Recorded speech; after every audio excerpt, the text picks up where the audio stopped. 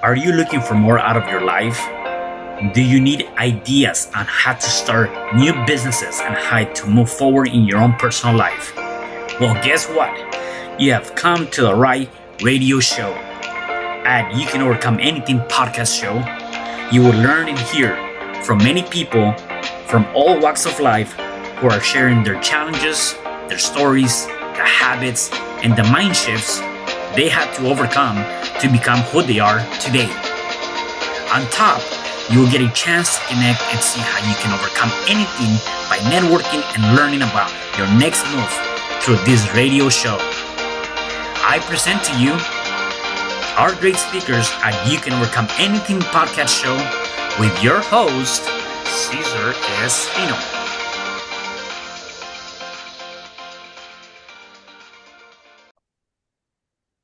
Hello there, and welcome back to another episode of You Can Overcome Anything podcast show. It is your host, Cesar Espino, and today I have a special guest. His name is Tim Rexius. Hey, Tim, how's it going, man? Good. How's it going? It's doing good. It's doing good. Before we dive in, let me tell the people a little bit about you so they can get to know you and then we can kind of dive in. Tim is a personality that checks all of the above. Family of eight and a beautiful, determined wife, CEO and Pres of Rexius Nutrition, co-owner of Iron Heaven Gyms Inc., president and founder of VHI Supps and the Omaha Protein Popcorn Company. And if you think it stops there, it doesn't. There's still so much more in the works. Recently, he began the Rexius Business Consulting Company to help coach and mentor other business owners across the globe. Not only does Tim have the passion and determination for entrepreneurship, but desire to reach out to students, athletes, and anyone who wants to make their passion their paycheck. From teaching anyone how to start a small business and one of the most sought after motivational speakers, his personal mission is to help everyone reach for more, to be the absolute best versions of themselves. Man, I gotta love that, and I gotta tell you, how do you do all of this? Like, first and foremost, you have a big family, eight kids, and then obviously you're having all these things that you gotta bounce around, all these companies. How do you do it? How do you make that work? Oh man, I have a lot of calendars. That's we literally have 7 calendars. We have a calendar for each company with each staff member. Then we have the one with just my wife and I and our assistants, and then we have the kids on a calendar. And so, what we found was having everyone see everybody's everything makes it the best. I mean, so my kids know where I'm at all times. They know if dad's hopping a flight or if I'm speaking at an convention or whatever. And then each one of the companies knows what I'm doing. Each employee knows what I'm doing. So we found it easier. Just work-life balance doesn't really exist for an entrepreneur. And the thought that it can doesn't exist. So each one of my kids, they're involved. They're part of every aspect. One of my daughters is one of our executive assistants. My son is in the warehouse with one of our VPs. My wife is the CFO for all the companies. My daughter's boyfriend's running one of the shows. He's a broker for us now. My son-in-law helps do some of the social media marketing. My grandson's pretty much one of our mascots at this point. We throw bags of protein popcorn in his lap and take cute pictures. And Mhm. and so this is kind of how it's gone, is that the whole family's involved. It's a family mission, which makes it fun. So when I have to go to Playa del Carmen, Mexico in December for a show I'm speaking at, and so why not book 11 flights and take everybody with us? And so Right. it's going to be fun. And my youngest daughter, Olivia, was like, Dad, I feel bad because we're going to be having fun while you work. I'm like, please don't feel bad. While you guys are spending money, I'm making money. This might actually be a break even cost vacation. And for a dad, that's like Mm. bonus. Yeah.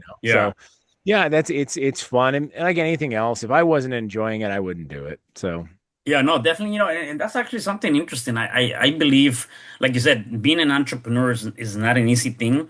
Yet I like what you just said. There's really no such thing, in my opinion, just like you, I think there's no such thing as, work and pleasure balance type of thing. The yeah. way I like to see it is like anytime I'm working, I'm having fun. Anytime I'm having fun, I'm working. I don't see the difference. I guess that's where I'm getting at. It kind of feels, all genuine, and especially when you enjoy it, I think that makes it even better, right? Well, I mean, we all did the dance. I mean, I did for several years where I did the job for the money. Hmm. And what I found after 6 years of working in corporate America, and I made good money. I really, especially for a kid that was really poor growing up, any Yeah. money was good money, but I made a lot of money in my 20s, and I was still broke, and I had to kind of sit back at the end of my late 20s, and I was like, why am I broke? I'm like, well, I don't like my job. And I like the money, but I don't like what I'm doing. And so what happens is your hours outside of work, you end up spending all that money to bring happiness to your life that's not fulfilled by your profession. And so you still end up broke and you're doing a job you don't like. So why not find a job you enjoy and they put lights the fire underneath your belly, and then you get the best of both worlds. I mean, my grandfather used to say there's a million ways to make $1 million. You just need to pick one you like and go, and Mhm. then if that don't work, find another one. I mean, it Right. really is. And we did something. We got, I'm from the Midwest, so we're Omaha, Nebraska is dead smack in the middle. And so we have around Nebraska is we like our church. We a lot of church. And a pastor I heard a couple years back, and I've been doing this ever since. He had family meetings, right? And he sit the whole family down, no matter what age they were, and like, this is what craziness we're doing right now. This is why we're doing it, and this is our mission. This is our goal. And that way, the kids understood when I have to go put in 100 hours, and I got to go to 6 cities in a row, and I might miss a baseball game or a dance recital, but they know where I'm at and why I'm doing it. And when they buy into that process of what you're trying to accomplish as a legacy, as a family, Hmm. um, I think it's that much sweeter when I do make the events, and when and then hats off to my wife who can multitask circles around me. She's Yeah. able to keep, they're like, how do you do it? I'm like, my wife's a saint. That's how I do it. And she really is. But, now the kids understand, even the 6-year-old, like he doesn't want to go to first grade without a logoed t-shirt. Mm. He wants a popcorn t-shirt or a gym t-shirt because that's what dad's doing, and I think that's just the pride they have in that makes it so much more fun. Yeah. Let me take it back. Talk about you mentioned a little bit of, obviously growing up and there's a lot of lessons, things you've gone through. It's always good to I believe to know where you came from and how because of that probably you're where you're at right now. Let's talk Yeah. about your upbringing. Where are you originally from and how was that for you coming up and up growing as a kid? Well, I grew up in Norfolk, Nebraska, which is northeast Nebraska, and I thought it was a big town at 20,000 people. And I thought it was huge. And my wife calls it a village. But I had a great upbringing. My mom was fantastic. My stepdad really taught me the value of hard work growing up on the farm. Raising cattle and hay fields and you name it. I mean, that's hard work. Like I say, I may work a lot, but this isn't hard because I have air conditioning in the summer. I got heat Mhm. in the winter. I'm cushioned out here in an office. I mean, if I told my dad this was hard work, I might get backhanded. Throwing 80-pound bales. So that really instilled a lot of hard work. But we had a deal in my house, in my family that, once you're out, you're out. As a man, you need to figure it out. So at 18, I'm out and going to college, play football, do my thing. And I made some Mhm. mistakes. I made some stupid choices financially and otherwise. And at 19 into 20, I found myself homeless, sleeping in an Oldsmobile for about 6 months. And doing anything I could to get food in my belly and get to a warm shower. Now could I have gone home? I probably could have, but I made my mistakes. I made my bed. I needed to lie in it. And I Mm. think ever since then, I mean, at that age, I decided to start my first business, Poor College Kids Lawn Service, as I called it. And now the name might help me sell it, and Yeah. got myself out of my own mix. But I think that has affected me ever since. I remember what it was like to literally be poor. We used to have an expression: you could fill your belly button eating your spine because you're just so hungry. Mm. At one point, we were sucking down ketchup packets that we jacked from the Runza restaurant just so we had some food. And so, I mean, I've been to the bottom, and I think twofold. One, it taught me the value of everything around me, what was important. It isn't about the fancy TV. It's not about the video game system at that age. It's about having a roof over your head, Yeah. and warmth in the winter and cool in the summer. And then two, it also taught me that I can be at the bottom and get myself out. So nothing scares me. It took Mm. away the fear, which I think a lot of times when I talk to entrepreneurs, it's that fear of screwing up. And so they just get frozen. And Colin Powell said this back when he was the attorney general. More money is wasted by indecision than wrong decisions. Mm. Sitting around hoping things get better because you're frozen of the fear of what might happen, you'll never get success. And so I'm not afraid to fail. I've failed more times than I've succeeded, and it just doesn't scare me. I mean, like my wife, I've had my moments, right? And who you marry really is a huge deal, especially if you're an entrepreneur. It's like the biggest thing on the planet. I can't even explain this to young people. And my wife, like, what if this all goes to, hell in a handbasket? Like what, and I'd say the 23 and 24 economy were probably the roughest economies I've ever seen in my life, Right. just with discretionary spending, depending on your industry. And mine's in the health industry, which unfortunately is considered a discretionary spend. Mm. And and I remember like end of 23, I was like, man, this is getting nasty. And my wife goes, I'm like, what if it all went away? She's like, I'll live in a van down by the river. We're good. I'm like, okay, sounds good. Yeah, just knowing you have that kind of support from somebody else that lets you be that level of crazy you need to be an entrepreneur. It just really invigorated my ability. Like, okay, I'm going to do this for her. I'm going to do this for my kids. And, I mean, we all have those days where you're like, oh man, this is a little tougher than I wanted it to be. But Yeah, right. but having people in your corner. But I had a great upbringing and great. My brothers are doctors and attorneys, so I'm the witch doctor of the family. Got it. Um, Got it. I'm the Yeah. I'm the tattoo witch doctor that swears too much. Yeah. But I got all my hair and I'm a foot taller than all my brothers, so I'll take it. I found my jam. I started working at GNC in high school, the General Okay. Nutrition Center, and I found this passion for helping people look good and feel good. And I don't know, I just for me it was an honorable trait. Have you ever Mhm. seen somebody going through a divorce or a financial reversal or a death in the family and they turn to the gym, right? And they go to the gym not for vanity purposes, just to let the stress out and to change their physique Mhm. and look good, feel good is an expression for a reason. And getting to help people do that, I mean, it's an honorable trait, and I get paid to do it. I'm like, that's a win-win. It just made sense to me, and I've never regretted it a day in the last 25 years. Yeah, no, that's awesome, and I like what you said here, and it kind of goes back to what you just talked about. You said isn't either now or never. You bet on yourself, or no one will, right? And it Yep. kind of goes Oh back yeah. to what you're talking about. Is like you make your own bed. You lie on it. You got to figure out how to make it happen, right? And so let's talk about. So you started your business. You started with you worked at GNC. You figure out, hey, there's something here. There's some interest, right? That now I can probably turn around and do something bigger and better. Yeah. At which point did it hit for you to say, hey, rather than just being an employee, let me dive into getting to something out of my own, which now led to having all of these different things for you, and also not only doing that, now being able to speak publicly, right, and becoming Yeah. a speaker and share some of that and help other people. Well, At which well, point that took place. it's actually kind of a crazy story. I guess I'm the lesson for people not to follow in the beginning and then follow me after because I graduated the business degree and you go through college and they don't teach you anything about alternative financing measures, which Mm, basically means I need this loan for this business, but I don't have rich parents. Okay, I yeah, don't have anybody to co-sign. I don't have any assets to my name. I'm 23 years old, bro. I'm like, right. I barely got a car held together with duct tape. But I really wanted to do it, and I didn't have any family money and had no way to go. And college didn't prepare me for any of those kind of things. And this is pre mainstream internet times. And Mm, so, if you didn't have YouTube University, as I like to call it, to go look right. up ways to do stuff. And I don't know how old are you, if you don't mind me asking? 45. All right, bro, we're the same group. So you Yep. remember when internet first came out, we had the AOL dial-up. Took 9 years to load one page. Like, so you Right. might as well just grabbed a dictionary because you weren't going to find nothing out. And Right. and so I went and got a job working for a good company, good leadership, dealing with the government, and I did very, very well at that job. That was a job I talked about making a lot of money at, but it Hmm. was kind of a gut check time around 28, 29. Here I am, 28, moving up the ladder very quickly, big corporate America, but I'm so stressed out of my mind.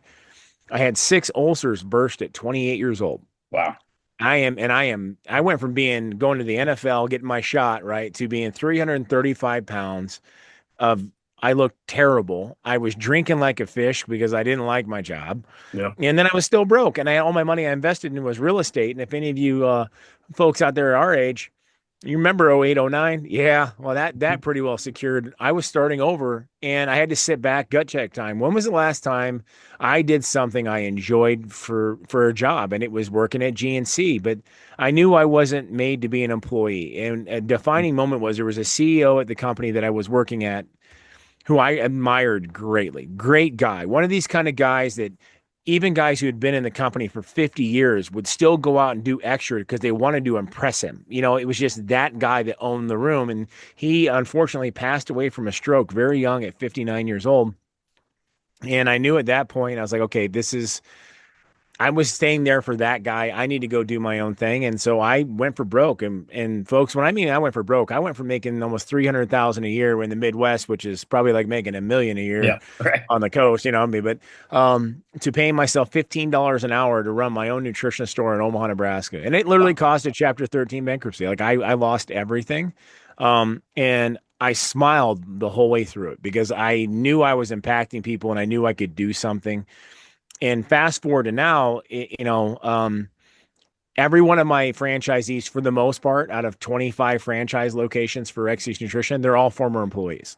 Mm. I sold them the locations from me so I could be for them what I didn't have. They always say, be what you needed at that point. Well, in business, you actually get a chance to put up or shut up. You either mean what you meant or you don't. And sometimes it's pretty easy, and I'm not faulting anybody for this, to get addicted to the extra cash.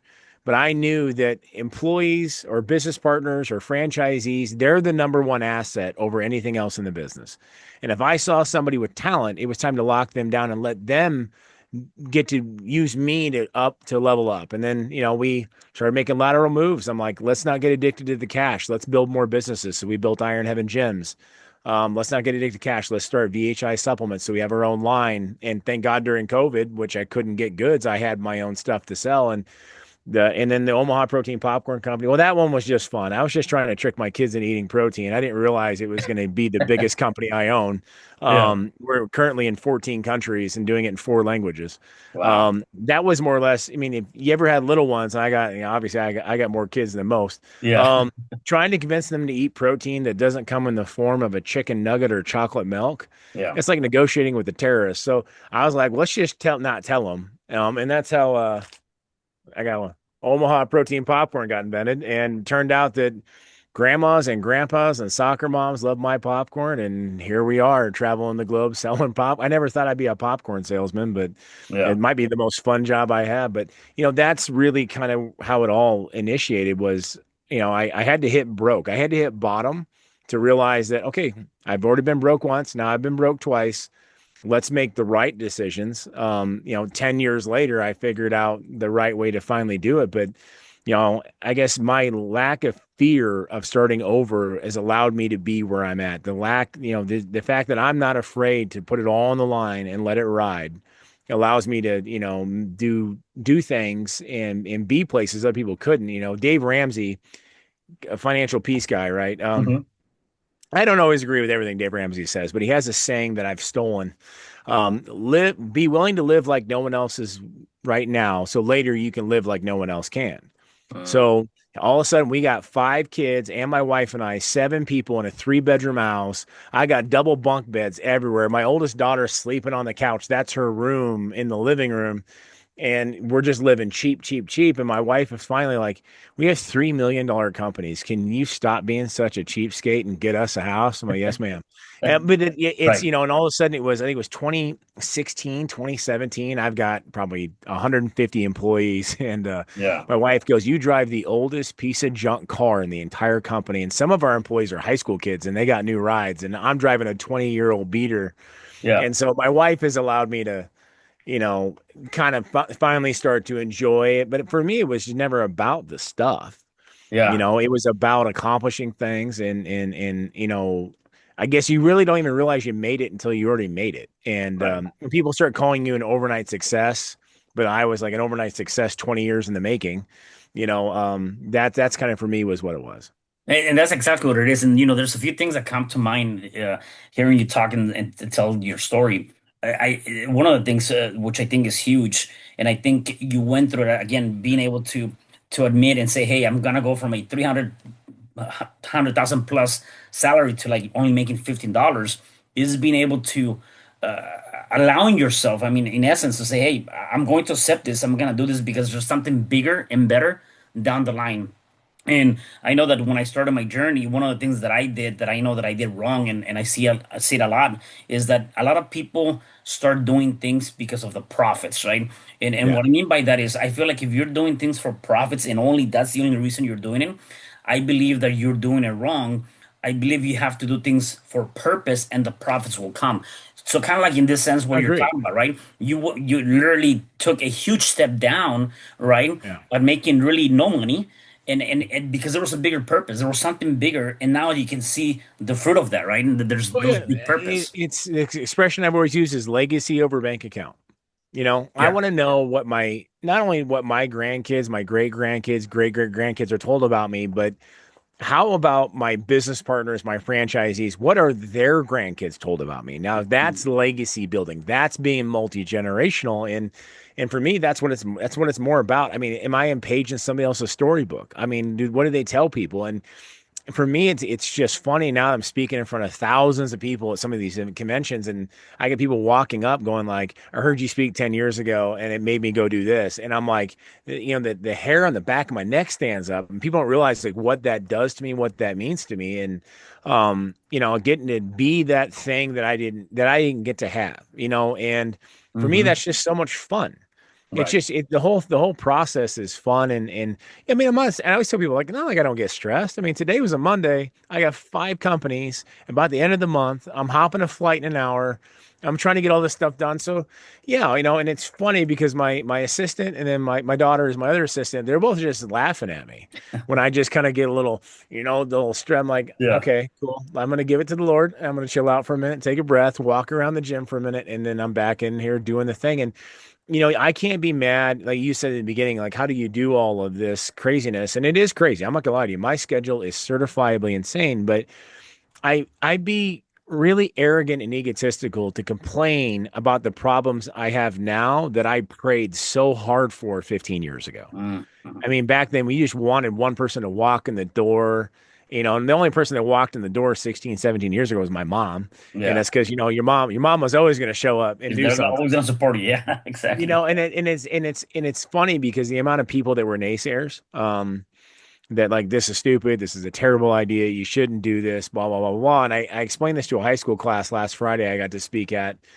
here in Omaha, and they go, "What do you do about that?" I go, "Oh, it's the best," because 10 to 15 years later, they're all claiming something different. Oh man, I always knew you were gonna make it, bro. I Yep. was your first customer. I'm like, no, my mom was my first customer, right? But I Yep. never even correct them because you've done something so great and so grand and so positive that everyone wants to pretend like they've been part of the story the whole time. And that means you're impacting people. You're not just selling stuff, you're actually impacting people's lives. And Right.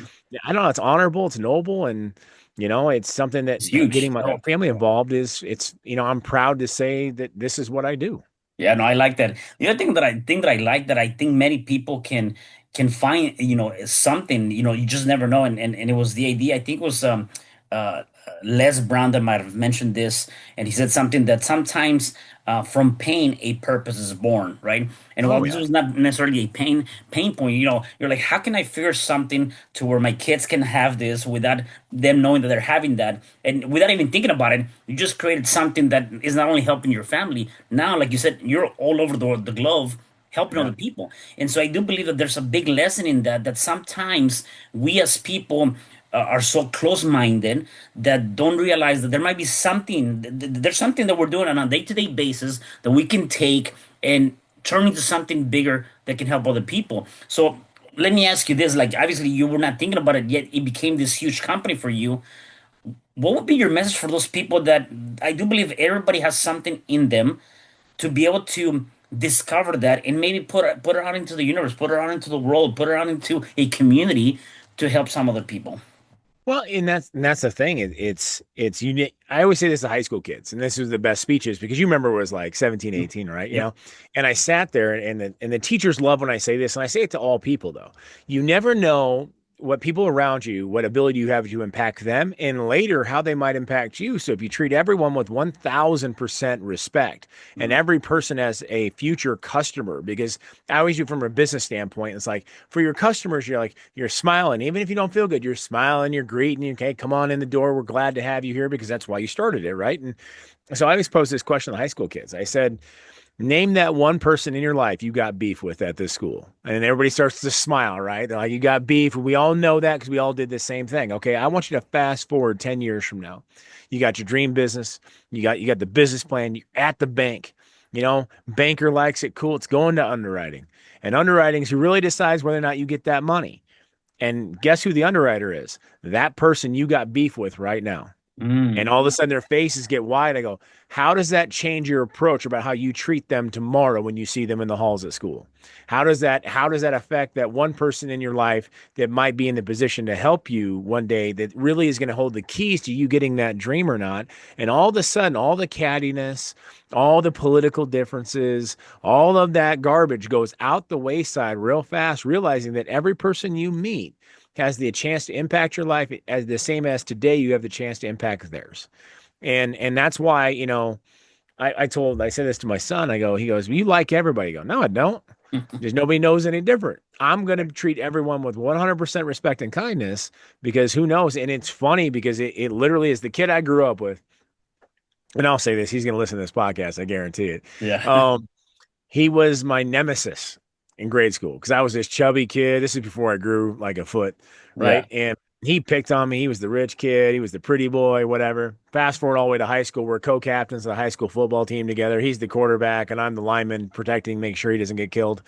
And and fast forward, 10 years later, I just he was nice. He kind of reached out and was like, "Hey, man, like I'm getting into the insurance game." I'm like, "Oh, that's good for you. Like maybe we can do a little business. Cool." Just I let bygones be bygones. Here's the point of the story is 8 years later, I started 24-hour access fitness facilities, which are hard to do if you don't have insurance. My particular style of gym is for the real lifters. I Okay. mean, I've got a Volkswagen in this gym right here that you can deadlift if you want to. Oh, So wow. it's going to take an insurance carrier crazy enough to match my crazy. I call up Paulie, who was the kid and I didn't like, and I'm like, hey, he goes, I'll cover you. Without him, I don't have a multi-million-dollar fitness business here in Omaha Wow. because of that relationship. You know what Yeah. I mean? And so you just never know who's impacting you around there and what impact you can have, who can impact you. And it's just how I live my life, I mean, it doesn't matter if you're working at the gas station, I'm gonna get to know your name. And that's why my wife has a rule for us. I mean, I'm dead serious. That's not an exaggeration. I get to know everybody. So if we're in a hurry, I can't go in the gas station because I'll be there for 15, 20 minutes Mm. talking to everybody in there. My wife has to go in. If we're not in a hurry, then I get to go in because I'm going to know everybody. I'm going to talk to everybody, and that's just how I'm going to be. The reason I have to go to the airport early is because I know every person that works at the airport. Quite literally, I'm bringing free bags of Omaha protein popcorn. I'm passing out free gym course. That's me. But that's also because I'm immensely proud of what I've been able to accomplish. And it's and going back to your earlier question, it's a sacrifice. And as I know, a lot of you guys probably listen to the show, we're like, but I got kids. I feel that. I do. When my kids were younger and I started this, here I am, 2 master's degrees, and after my store closes at night, I'm delivering pizza.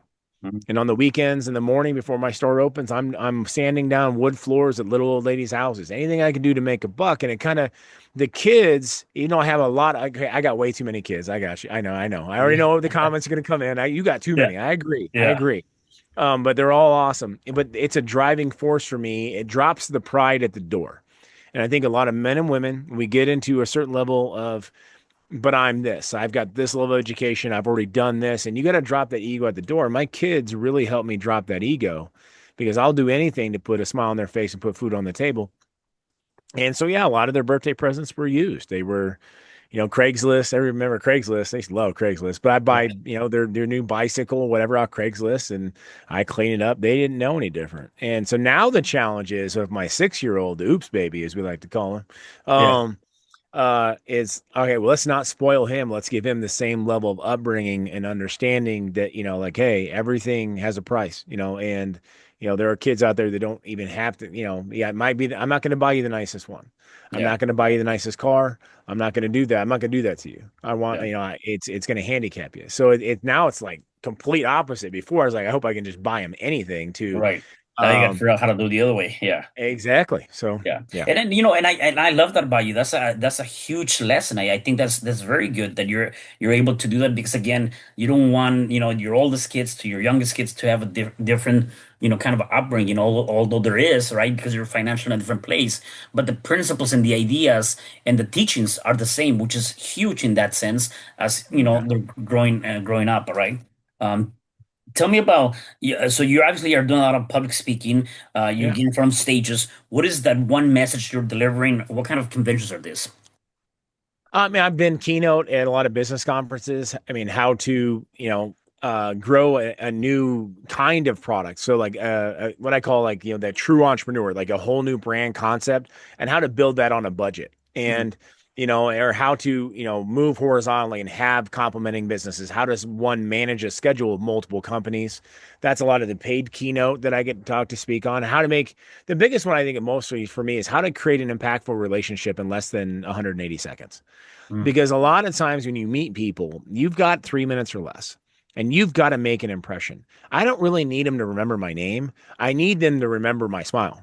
I need them to remember the attitude and the energy because like, again, you never know who you're sitting next to at an airport bar or where you're in line to go grab a newspaper a newspaper. That makes me sound old, but you know what I'm saying? Right. Or buying a book or something at the gas station. You have a chance. And, this was, uh, forefront for me as the popcorn's growing and I'm trying to get into distribution. I actually busted this conference in Las Vegas in the gas station industry, trying to meet the CEO whose headquarters was here in Omaha, but he's this majestic unicorn nobody can find, right?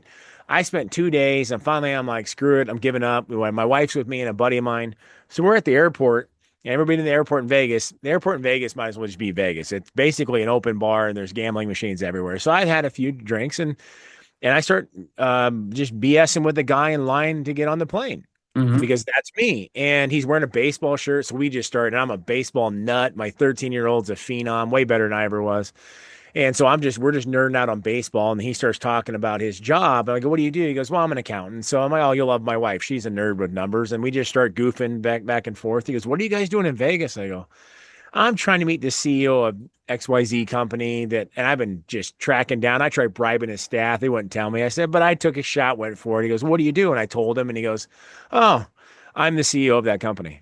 Oh, wow. Yeah, which turns into Right. $50,000 in business in one day because I got to know the guy. He didn't know me from Adam. He didn't know I wasn't talking to him to try to get cash or a sale.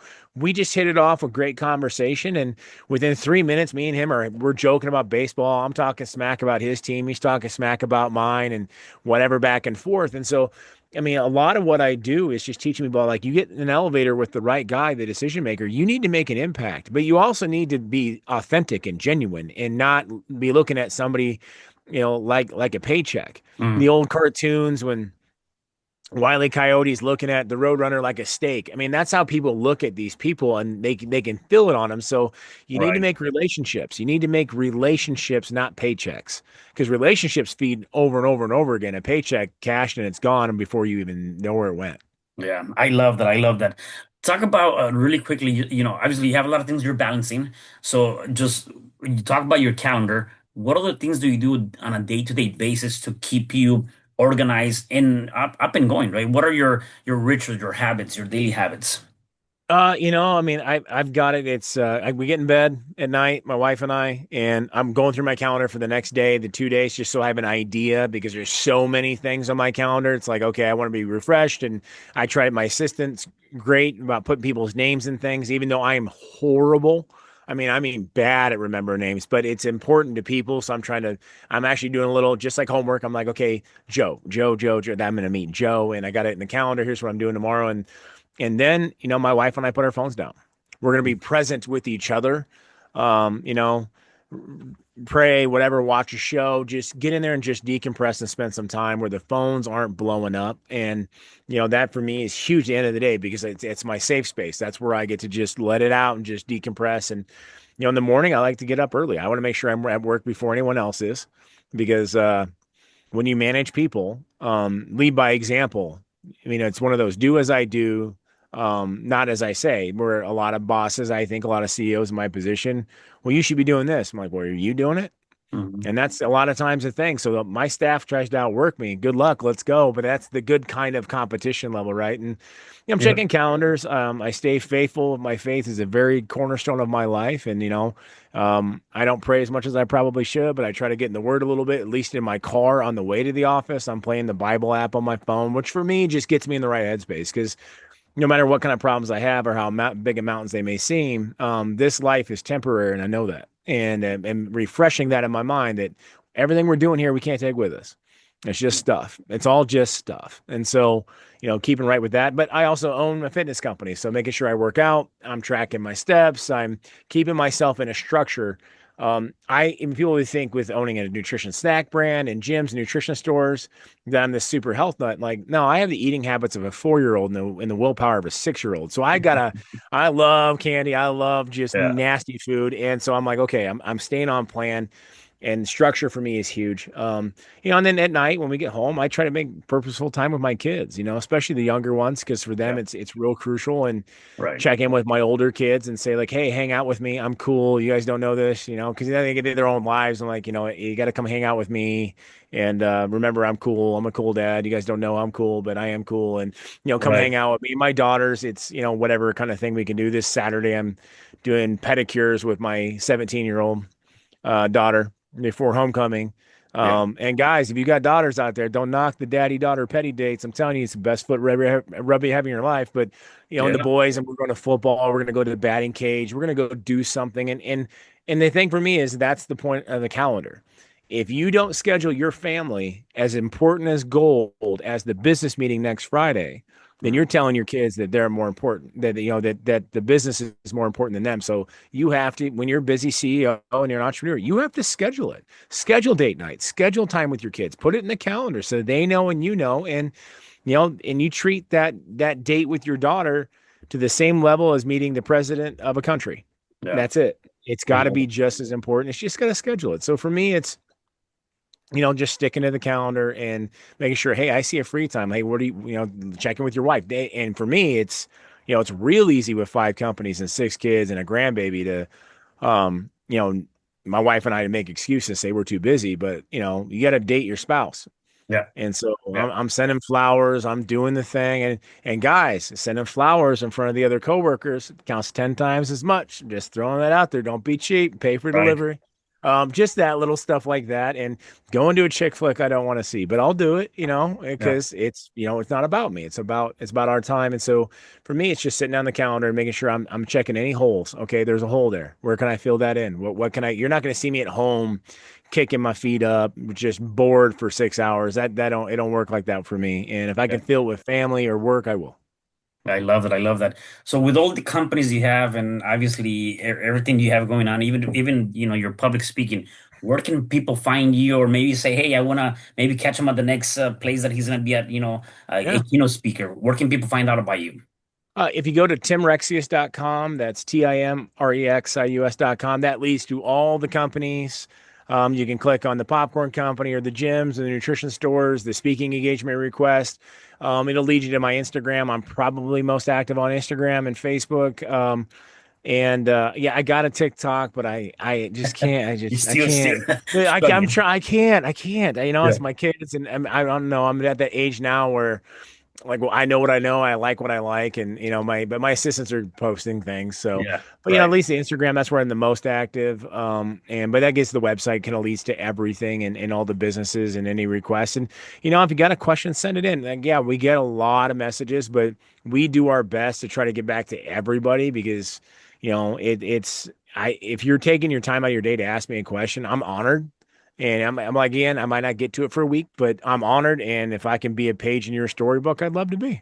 Yeah, I love that. I love that. You give us a lot of great stuff, and I love the resilience and really the journey you kind of took us. I mean, I think that's huge. For people that are watching and listening, if they're going through any challenge, whatever challenge that might be, what is one thing or a few things you can say to those people so they can overcome that challenge? Tomorrow's a new day. Tomorrow's a new day. And like when things get rough, and we've been through some rough economies and housing crashes and Y2K and Mm. COVID Oh, and yeah, post-COVID, and I realized that as a CEO, you need to plan. Yeah, you need to look at that 6 months, 18, 36 months out in the future, but don't forget about tomorrow. Just worry about tomorrow. Just, I'm going to finish today. What am I doing tomorrow? What little steps can I make to make this better, even if they're minute, to get through tomorrow?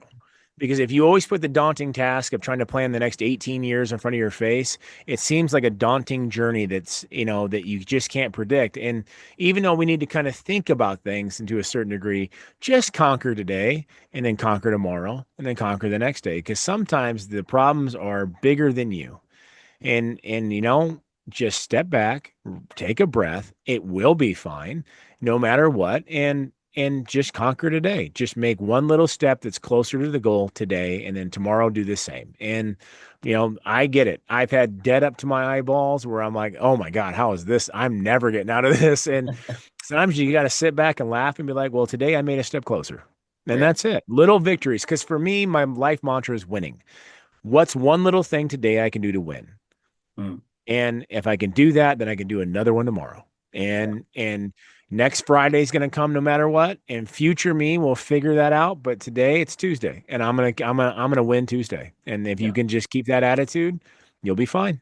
Yeah, I love it. I love that. No, that's huge, man. Well, I gotta tell you, I really enjoyed this conversation. Anything else you want to share with the audience before I let you go? No, God bless everybody. I wish you guys the absolute success, and I'm incredibly honored to be on your show. Thank you for having me. It's been a great chat, and I'd love to do this again sometime. Yeah, definitely. Well, Tim, thank you again for being here. And for the rest of you guys, do me a favor. Please make sure you guys share this because definitely somebody needs to hear this message. And go ahead and go check out Tim. And I'll see you guys on the next episode of You Can Overcome Anything Podcast Show. Thank you. Hi, I'm Cesar Espino, real estate investor, business coach, and consultant, and author of the book, You Can Overcome Anything, Even When the World Says No. My number is 424-501-6046. In my book, I talk about making the necessary changes to shift your mind for prosperity and certainty. Pick up your copy at Amazon. I also love helping families with their real estate and can purchase your house fast and all cash. Follow me on Instagram, Facebook, and LinkedIn. My number is 424-501-6046. Thank you for having me today. I am so glad you've tuned into this podcast. You can find me at your favorite podcast platform where you can like, subscribe, comment, and share. And to learn more about myself, my services, you can find me at www.cesarrespino.com, or you can also find me at your social media. Thanks for joining me, and I am looking forward to having you at the next episode. And know you truly can overcome anything.